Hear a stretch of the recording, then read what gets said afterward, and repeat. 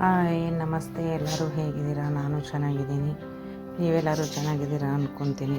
ಬನ್ನಿ, ಇವತ್ತು ಕನಕಾಂಬರ ಹೂವು ಬಿಡಿಸೋಕೆ ಬಂದಿದ್ದೀನಿ ನನ್ನ ಗಾರ್ಡನಲ್ಲಿ. ನೋಡಿ ಎಷ್ಟಕ್ಕೊಂದು ಹೂವು ಬಿಟ್ಟಿದೆ.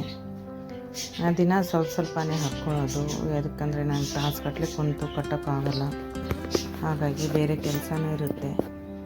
ಒಂದೆರಡು ಮೊಳ ಆಗೋಷ್ಟಷ್ಟೇ ಹರ್ಕೊಂಡು ಹೋಗ್ತೀನಿ. ಗಿಡ ತುಂಬ ಹೂವು ಆಗಿದೆ. ನೋಡಿ ಎಷ್ಟಕ್ಕೊಂದು ಹೂವು ಇದೆ. ಇಲ್ಲಿ ಬನ್ನಿ, ಇದು ಸೂಜಿ ಮಲ್ಲಿಗೆ ಗಿಡ. ಇದರಲ್ಲೂ ತುಂಬ ಹೂವಾಗಿದೆ. ದಿನಕ್ಕೆ 2 ಮೊಳ ಅಷ್ಟು ಹೂವು ಸಿಗುತ್ತೆ ನನಗೆ. ನೋಡಿ ಎಷ್ಟು ಮೊಗ್ಗು, ಗಿಡ ತುಂಬ ಮೊಗ್ಗು.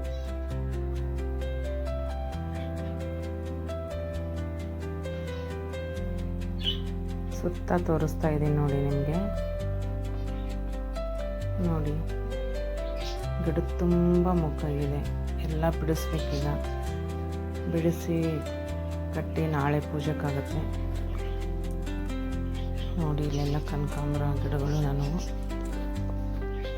ಭಾಳ ಇದೆ. ಗಿಡಗಳು ಹೂವನೂ ಭಾಳ ಆಗುತ್ತೆ. ಸ್ವಲ್ಪನೇ ಬಿಡಿಸ್ಕೊಂಡು ಹೋಗ್ತೀನಿ ನಾನು. ದಿನ ಬಿಡಿಸ್ಕೊತೀನಿ. ಒಂದು ಕಡೆ ಬಿಡಿಸಿದ್ರೆ ಮತ್ತೊಂದು ಕಡೆ ಆಗ್ತಾ ಇರುತ್ತೆ. ಹಾಗಾಗಿ ಕಂಟಿನ್ಯೂ ಆಗಿ ಹೂವು ಸಿಗ್ತಾನೆ ಇರುತ್ತೆ. ನೋಡಿ ಎಷ್ಟಕ್ಕೊಂದು ಬಿಡಿಸ್ಕೊಂಡಿದ್ದೀನಿ. 2 ಮೊಳ ಆಗುವಷ್ಟೇ ಬಿಡಿಸ್ಕೊತೀನಿ ನಾನು ದಿನ.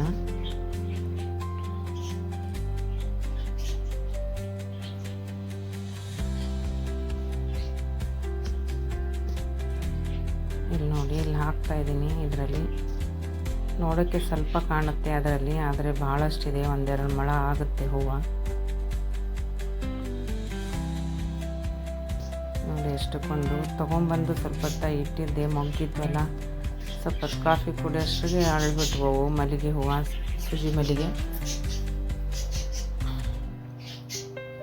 ಈಗ ಕಟ್ತೀನಿ.